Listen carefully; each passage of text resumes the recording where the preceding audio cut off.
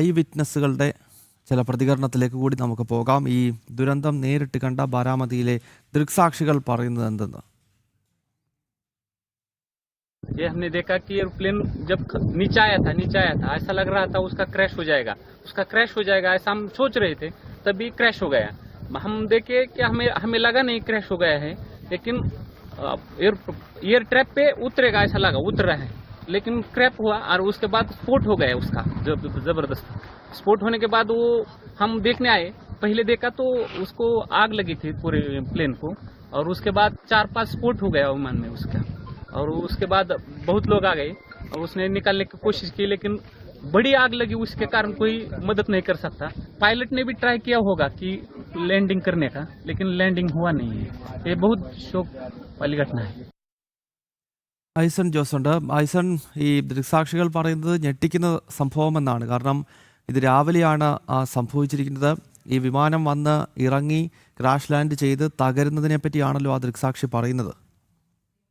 അദ്ദേഹം പറയുന്ന വാക്കുകളിൽ നിന്നും നമുക്ക് മനസ്സിലാക്കാൻ സാധിച്ചത് ഈ വിമാനം അപകടകരമായ രീതിയിൽ, അദ്ദേഹം സ്വാഭാവികമായും വിമാനത്താവളത്തിൻ്റെ പരിസരത്ത് താമസിക്കുന്ന ഒരാളായതുകൊണ്ട് തന്നെ വിമാനത്തിൻ്റെ ഗതികളും പറക്കുന്ന രീതികളെല്ലാം തന്നെ ഒരു അനുഭവപാഠം അദ്ദേഹത്തിനുണ്ടായിരിക്കും. അതുകൊണ്ട് തന്നെ അത്തരത്തിൽ ഒരു അസ്വാഭാവികമായ രീതിയിൽ പറന്നു വരുന്നൊരു വിമാനം അതിവേഗത്തിൽ താഴേക്ക് വരുന്നൊരു വിമാനത്തെയാണ് കണ്ടത്. പിന്നീട് എന്തോ ഒരു അപകടം സംഭവിക്കാൻ പോകുന്നുവെന്ന് ചിന്തിക്കുന്ന നിമിഷത്തിനുള്ളിൽ ഇത്തരത്തിൽ തകർന്നു വീഴുകയായിരുന്നു. രക്ഷിക്കാൻ വേണ്ടി ശ്രമിച്ചിരുന്നു എങ്കിൽ കൂടി അതിനടുത്തേക്ക് ചെല്ലാൻ സാധിക്കാത്ത അവസ്ഥയായി പെട്ടെന്ന് തീ ആളിപ്പടരുകയായിരുന്നു. അതൊരു ഷോക്കിംഗ് ആയ അല്ലെങ്കിൽ ഭയജനകമായൊരു സാഹചര്യമാണ് സൃഷ്ടിച്ചതെന്ന് വളരെ കൃത്യമായി തന്നെ അദ്ദേഹം പറയുകയും ചെയ്യുന്നുണ്ട്. നമുക്കറിയാവുന്നതാണ്, അത്തരത്തിൽ ഭീതിതമായ സാഹചര്യമാണ് ഉണ്ടായത്. ഈ വിമാനത്തിൻ്റെ രൂപം തന്നെ, അതായത് നമുക്ക് ആ ദൃശ്യങ്ങളിൽ നിന്നും കാണാൻ സാധിക്കുന്നുണ്ട്, തകർന്നടിഞ്ഞ വിമാനത്തിൻ്റെ ഭാഗങ്ങളെല്ലാം തന്നെ കത്തിയമർന്നിരിക്കുന്ന ഒരു സാഹചര്യമുണ്ട്. അത്തരത്തിൽ പൂർണ്ണമായും കത്തിയമർന്ന് വലിയ രീതിയിലുള്ള തീ പടർന്നു എന്നാണ് അറിയാൻ സാധിക്കുന്നത്. ഒരുപക്ഷെ അതിൻ്റെ ഇന്ധന സ്റ്റോറേജിലേക്ക് വലിയ തോതിൽ തീ പടർന്നു പിടിച്ചതായിരിക്കാം. 4-5 തവണ വലിയ പൊട്ടിത്തെറി ശബ്ദം കേട്ടു എന്നും ഈ ദൃക്സാക്ഷി പറയുന്നുണ്ട്. സ്വാഭാവികമായും അതിനെ ആശങ്കാജനകമായ പല കാര്യങ്ങളുണ്ട് എങ്കിൽ കൂടി നിലവിലെ സാഹചര്യത്തിൽ ഈ അപകടകരമായ ഒരു പശ്ചാത്തലം, അല്ലെങ്കിൽ ഇത്തരത്തിൽ വലിയൊരു പൊട്ടിത്തെറി ഉണ്ടായി എന്ന് പറയുമ്പോൾ അത്തരത്തിൽ ഒരു പക്ഷേ ഇന്ധന ടാങ്കിന് തീപിടിക്കുകയോ അല്ലെങ്കിൽ അതുപോലുള്ള എന്തെങ്കിലും സംഭവങ്ങൾ ഉണ്ടാവുകയോ ചെയ്തതിൻ്റെ അടിസ്ഥാനത്തിൽ വൻതോതിൽ അഗ്നി പടർന്നാകാനുള്ള സാധ്യതയും തള്ളിക്കളയാനാവില്ല.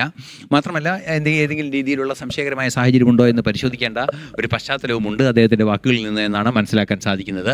തീർച്ചയായും ഇത്തരത്തിൽ ദൃക്സാക്ഷികളുടെ വിവരങ്ങൾ, ഏറ്റവും പ്രധാനമായ ദൃക്സാക്ഷിയുടെ വിവരമാണ് വന്നത്. വൻതോതിൽ തീ ആളിപ്പടരുന്ന ഒരു സാഹചര്യത്തിൽ രക്ഷാപ്രവർത്തനം നടത്താൻ സാധിച്ചില്ല എന്ന് തന്നെയാണ് പറയുന്നത്. ഒരുപക്ഷെ അദ്ദേഹത്തിൻ്റെ മൃതദേഹം വലിയ തോതിൽ കത്തിക്കരിയുകയൊക്കെ ചെയ്തിട്ടുണ്ടാകാം എന്ന് തന്നെയാണ് ഇപ്പോൾ നമുക്ക് ലഭ്യമാകുന്ന ഈ ദൃക്സാക്ഷിയുടെ വാക്കുകളിൽ നിന്നും നമുക്ക് മനസ്സിലാക്കാൻ സാധിക്കുന്നത്. അത്തരത്തിൽ ദൃക്സാക്ഷിയുടെ വാക്കുകളിൽ നിന്നും നമുക്ക് പ്രാഥമികമായ ഒരു തീരുമാനത്തിൽ അല്ലെങ്കിൽ ഒരു നിഗമനത്തിലെത്താൻ സാധിക്കുന്നത് അത്തരത്തിലാണ്.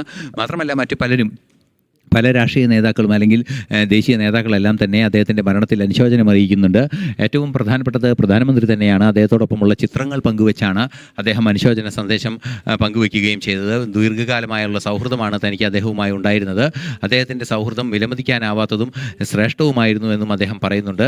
മാത്രമല്ല രാഷ്ട്രപതി ദ്രൗപദി മുർമു, അതുപോലെ തന്നെ നേരത്തെ സൂചിപ്പിച്ചതുപോലെ നിതിൻ ഗഡ്കരി ഉൾപ്പെടെയുള്ള പല നേതാക്കളും അദ്ദേഹത്തിന് അനുശോചനം അറിയിച്ചുകൊണ്ട് രംഗത്തെത്തുകയും ചെയ്തിട്ടുണ്ട്.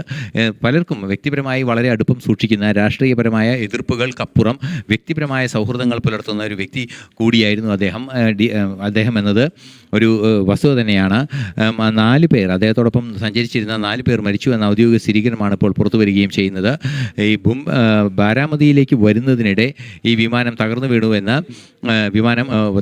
വീഴുകയും അതിലുള്ളവർ മരിക്കുകയും ചെയ്തുവെന്ന് ഡയറക്ടർ ജനറൽ ഓഫ് സിവിൽ ഏവിയേഷനും ഔദ്യോഗികമായി ഇപ്പോൾ നേരത്തെ തന്നെ അറിയിക്കുകയും ചെയ്തിരുന്നു. അത്തരത്തിലുള്ള വിവരങ്ങളാണ് ഇപ്പോൾ പുറത്തു വരികയും ചെയ്യുന്നത്. നമുക്ക് അറിയാവുന്നതാണ്, വലിയ രാഷ്ട്രീയ ഇടപെടൽ നടത്തിയ ഒരു പശ്ചാത്തലം അദ്ദേഹത്തിന്. നേരത്തെ ശ്രീകാന്തൊക്കെ സൂചിപ്പിച്ചതുപോലെ മഹാരാഷ്ട്ര രാഷ്ട്രീയത്തിലെ അനിഷേധ്യ സാന്നിധ്യമായിരുന്ന ഒരു വ്യക്തിയാണ്.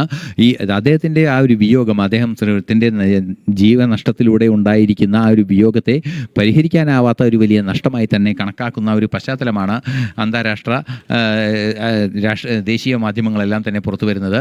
ഇപ്പോൾ നമുക്ക് ലഭ്യമാകുന്ന ഏറ്റവും പുതിയ വിവരങ്ങൾ അനുസരിച്ച് DGCAയുടെ അന്വേഷണം പുരോഗമിക്കുന്നു എന്നാണ് അറിയാൻ സാധിക്കുന്നത്. ഈ അന്വേഷണം പുരോഗമിക്കുമ്പോൾ ഏത് രീതിയിലാണ് അപകടം സംഭവിച്ചത്, അപകടത്തിൻ്റെ വ്യാപ്തി എത്ര, എന്തെല്ലാം നാശനഷ്ടങ്ങൾ ഉണ്ടായിരിക്കുന്നതെന്ന് സംബന്ധിച്ച് നമുക്ക് കൂടുതൽ വിശദാംശങ്ങൾ ലഭ്യമാവുകയും ചെയ്യും. ഇത് പൂർണ്ണമായും കത്തിയെരിഞ്ഞ നിലയിലാണ് വിമാനമുള്ളത് എന്ന് തന്നെയാണ് നമുക്ക് മനസ്സിലാക്കാൻ സാധിക്കുന്നത്. ബാരാമതിയിലേക്കുള്ള യാത്രാമധ്യേയാണ് വിമാനം തകർന്നു വീണത് എന്ന് നമ്മൾ നേരത്തെ തന്നെ സൂചിപ്പിച്ചിരുന്നു.